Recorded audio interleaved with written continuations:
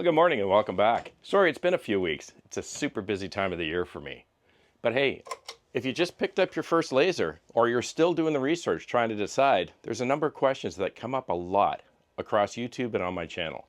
The first question is, how much does it actually cost to run this laser? And the second question, GP, there are hundreds of people on YouTube making all kinds of different products with their lasers. Are they all actually making money like they say they are?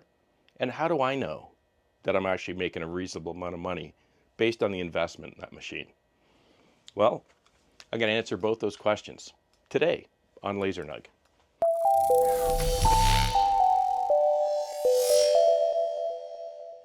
I totally get it. I was in the same place over a year and a half ago before I finally decided to buy this bolt. And I can assure you that the list of potential products I was making before I started using the laser has changed dramatically over the last 12 months. Just because you see it being done on YouTube doesn't mean you're going to make money doing it.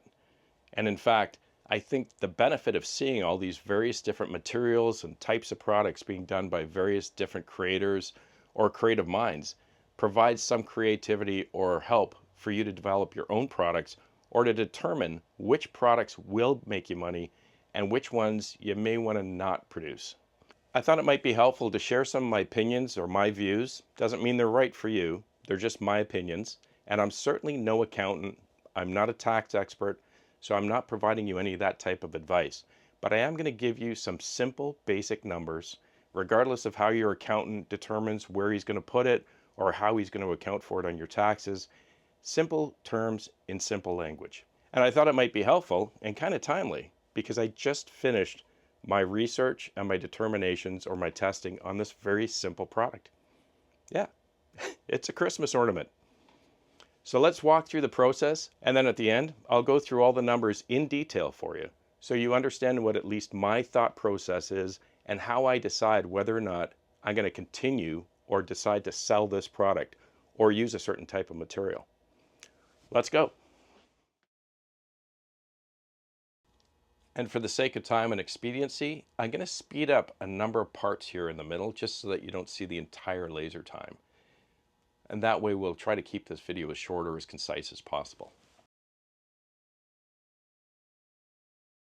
So as we walk through this video, I wanted to start off by saying I wanted to kind of address one stream of products. And in my mind, there are kind of three reasons or three categories of activities that made you want to buy that laser.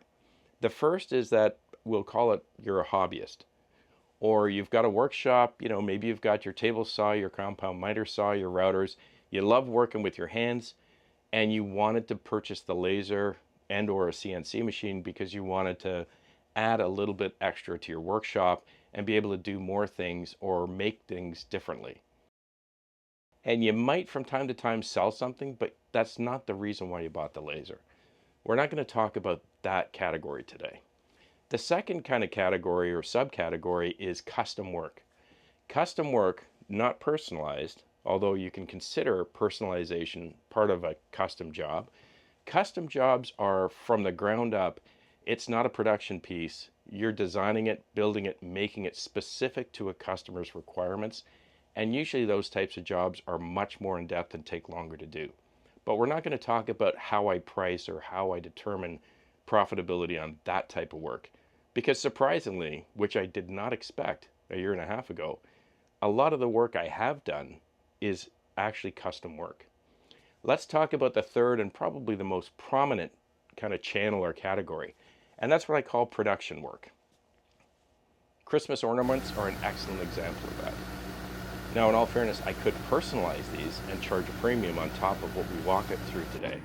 But we're going to use these ornaments, and I'm going to walk you through that process because it's basically a predictable and repeatable process. I do my research and development or my testing, I try different materials, and I finally come to a final product, so to speak. I've decided in this case, instead of using Baltic birch or type of plywood, I'm using true flat laser plywood for this piece. And there's a few benefits to it, as well as some cost implications. I've also decided, unlike a lot of other ornaments I see online for sale, that although I could use a painted MDF in the back, or I could use just a simple glossy acrylic sheet, or I could use a plywood or other types of material. I've decided I'm going to use a mirrored acrylic. Far more expensive, as you'll see at the end of the video, but I think it gives it a much richer, more attractive look. It's reflective, so when it's hanging in the tree, it's going to glitter and it's going to reflect the lights from the tree. And in this case, we're using two different types of true flat plywood. I'm using the oak finish and I'm using the white finish. And that gives it, one, it's got 3 layers and it's got 3 different colors in it. So it's got a little more value than a lot of the stuff I've seen online. Maybe not as much as others, but I think it can fetch a pretty fair price for it. And after working with the other materials and trying to decide based on kind of a balance between how much laser work there is and how much physical work or how many labor hours I have to put in to make the piece, this is kind of where I landed. But I'll give you a couple of differences at the end as well as to what the cost changes would have been had I used different materials. So we're doing production pieces, not personalized, something that you can pump out in volume and either sell directly or possibly sell or wholesale to some of the stores down on Main Street or in your community to sell for you. So we're done. 11 units, and here's my cost breakdown. First, it cost me $37, and this is all in Canadian dollars, $37 to buy those digital Christmas ornament files. Like many of you, especially if you're new to lasers, I don't have a background in graphic design or creating digital design files. I don't know how to use a lot of different programs like Adobe, CorelDRAW, no experience at all. I buy a lot of files, other than ones that I've done custom where I get artwork from a customer. A lot of the stuff that I've created, I go on the internet and I buy digital files, SVG files, AI files. These files in particular, well priced. For $37, I got 34 different designs. I got it off thatlaserdude.com. To this day, he has the best digital files to use in Lightburn with a laser. The best I've ever bought. So I've got 34 different designs, and that was just one I ran today. It was $37 for that, so put that aside. To create the 11 ornaments, which I could only fit 11 on each sheet to fit in the bolt, it cost me a total of $42.08 for all of the materials you see here, minus the cleaner, of course. The laser ran for 75 minutes only. And my own time from start to finish, from the time I opened the computer to the time I got back here to finish this video, it took me 2.1 hours in total. So the total cost per ornament, not including my time, was $3.96 per piece. So that's kind of my cost of goods sold, so to speak. That's what it cost me to produce this. And that includes all of the components you see there, the cellophane bag to wrap it in so I can sell it. And included in that was the cost to run that laser for 75 minutes. We'll get back to that in a second, because I know you're all dying to find out. So when you look at a different product, I had a couple of decisions I could make. The mirrored acrylic cost me $28 Canadian per sheet. I could have shaved several dollars off the cost per unit if perhaps instead of using a mirrored acrylic, I had used just a regular everyday glossy acrylic, which cost me $14 a sheet. So I'm saving over $1 a piece. I could save even further money because I could have used one of the colored true flat backgrounds, which in this case I used a black true flat laser plywood. And these are $5.60 a sheet. So now I'm saving around $15 in total, or probably around $1.30 or more per piece if I had just decided to use true flat instead of a mirrored acrylic. I could have saved even more money if I just used regular plywood. Could have saved a couple more bucks, or what might be around 20 cents per piece. Or if I wanted to use MDF, I could have saved even more. So I could have literally dropped this price from $3.96 down to about $1.40 per piece. It's a choice because there's, you weighing one off of the other. If I'd used MDF, for example, I'd need to prime it and paint it. The piece costs less for the materials, but my time would have gone way up because now I've got to prep it, I've got to prime it, I've got to paint it a few times, plus I'm slowing down production time because I've got to let the paint dry. And it's $17 a can for the primer and for the paints here in Canada for that Rust-Oleum 2 times. I could also have used Laser Dark, which has a quicker drying time, but it's also twice the price per can. If I was going to paint it, especially if I decided I wanted to use plywood instead of true flat for my middle layer, I'd have to mask it, paint it, or at least I'd have to put a finishing coat on it. One of the benefits of this true flat at $5.60 a piece that I pay for is it's got a beautiful veneer on it, engineered veneer, but it's also comes finished. It's a pre-finished piece of laser plywood. It's pre-finished with acrylic. So I don't have to worry about spraying a finish on the end or brushing a finish on the end. It's all done for me, all for that one price. It cleans up super quick, as you guys saw, and I don't have to worry about any type of finishing. It's already there. So you can do different things or use different types of materials at different price points, depending on what it is you want to produce. The key, though, is that I'm pretty sure if I had used any of these other elements, unless I'm super crafty and very artistic, I'm pretty sure I wouldn't get the same amount of money per ornament retail if I went to sell it online. I'm pretty sure this is a good combination for $3.96, but it also would have looked really nice at $1.50 cost per piece. Choice is yours. So at the end of the day, let's assume, based on what I see online, that I could get $15 for each of those ornaments. And maybe I could get a little more or a little less. If I wanted to offer it personalized, I could add more money to that. But assuming somebody's going to pay me $15 for this ornament, that means I've got a profit of $11 per piece. I made 11 pieces, so for my 2 hours of labor, I'm bringing in about $121.